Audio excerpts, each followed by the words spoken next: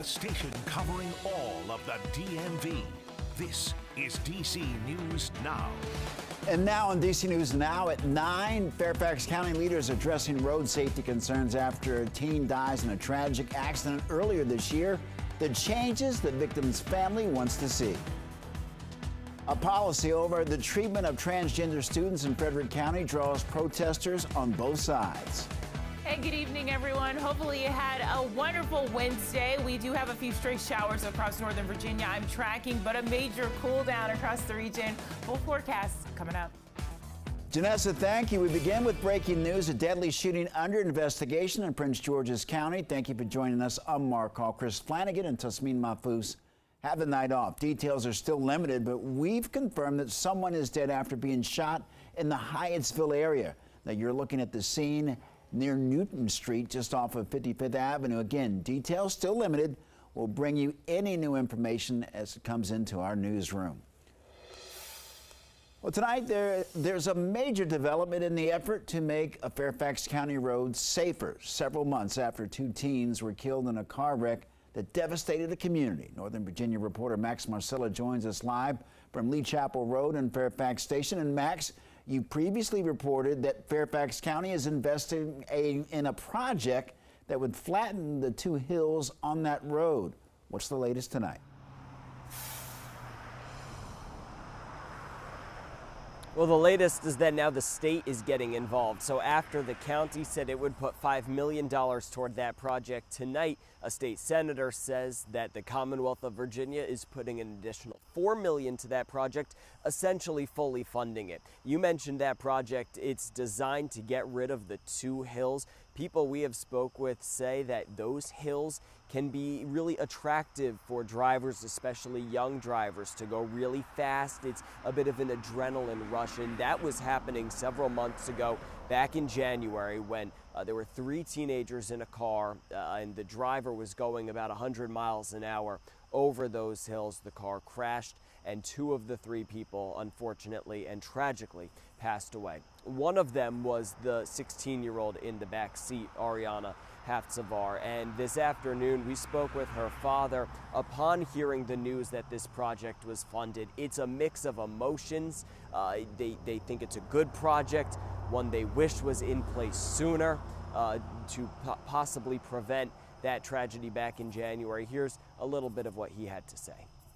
They had to do something, and to us, I'm sure is happy. No one else is going through what we are going through, and it is so hard, and no one can understand what we are going through.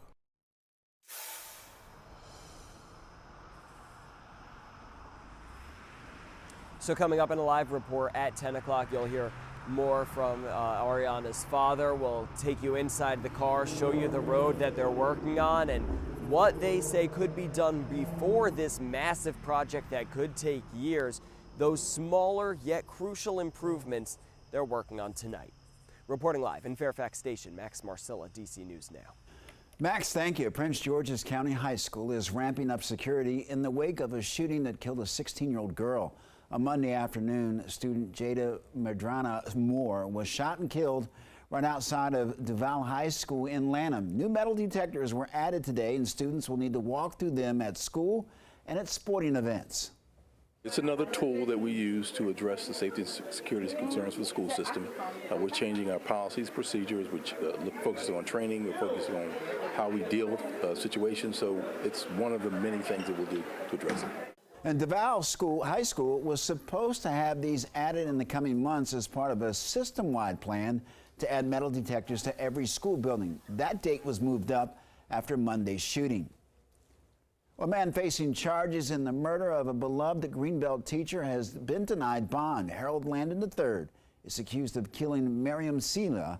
Her body was found dismembered in August, just weeks after she went missing during a walk in her neighborhood. In court today, a judge described the details of the case as horrific and called the suspect a danger to the public. State's attorney Aisha Braveboy says that Landon has a history of abusing women. He was already behind bars for a domestic case involving the mother of his child.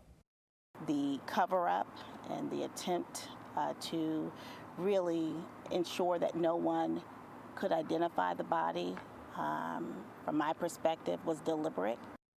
Well, investigators arrested him using phone records that tracked his location as well as witness accounts. London's defense team argued that the evidence was circumstantial. Prosecutors believe otherwise. Well, a health alert now. Maryland is reporting its first human case of the West Nile virus for 2023.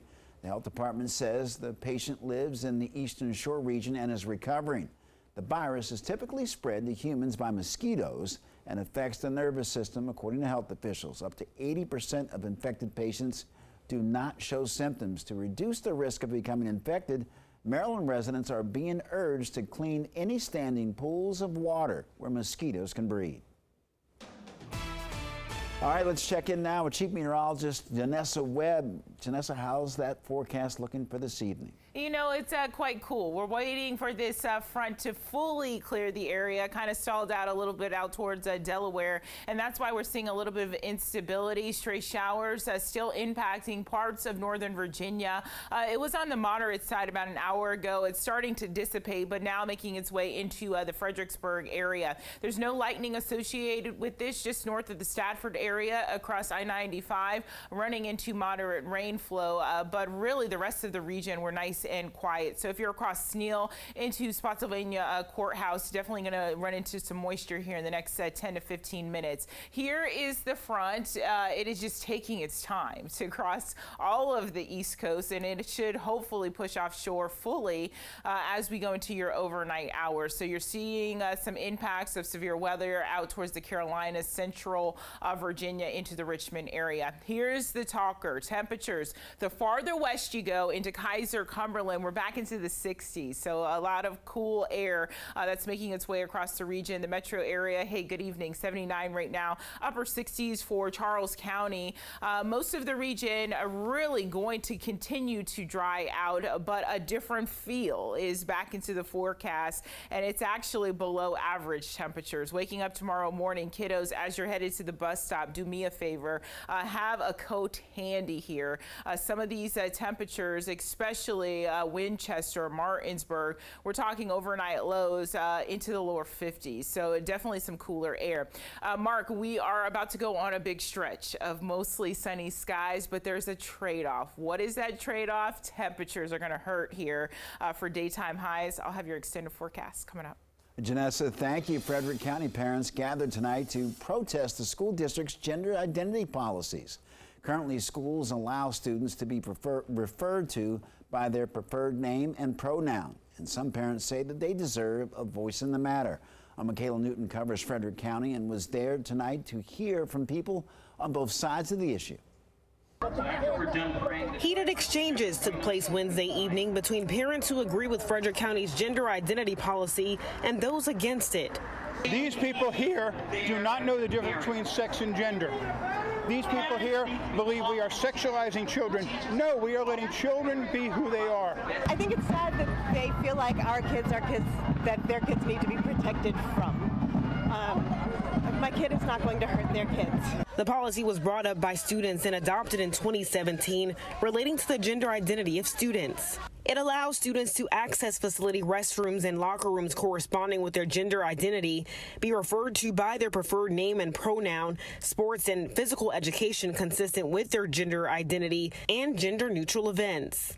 Opposers believe it doesn't provide any transparency for parents. If there's something going on in school, I should be told. It's pretty fair. It's just frustration. People of faith, the faith communities, have been so sidelined and so quiet for many years.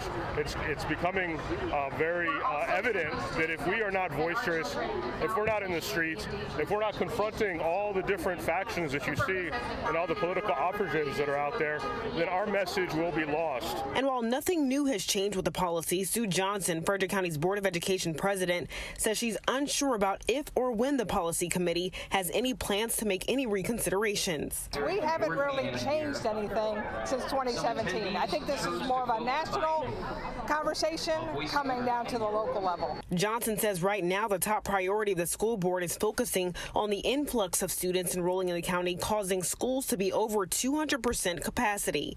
Reporting in Frederick, Maryland, Michaela Newton, DC News Now. Michaela, thank you. Happening now, a retired U.S. Marshal is weighing in on the whereabouts of a wanted fugitive. It's been a week since murder suspect Christopher Haynes escaped from custody at the GW Hospital. He was last seen on surveillance video near the building on 23rd Street Northwest. D.C. police say that there have been several reported sightings of Haynes since his escape. Now, the retired U.S. Marshal we spoke to has decades of experience, including the D.C. sniper. He says it's only a matter of time before he's captured. He's got connections in Virginia and he's got connections in D.C. So all those connections that he has are going to be looked at, and that's going to be the way we usually end up catching these people, is they're looking for some type of assistance, and they're going to go to family members, associates, friends. And the reward for information leading to Haynes' capture now sits at $30,000. Was sentenced to life in prison.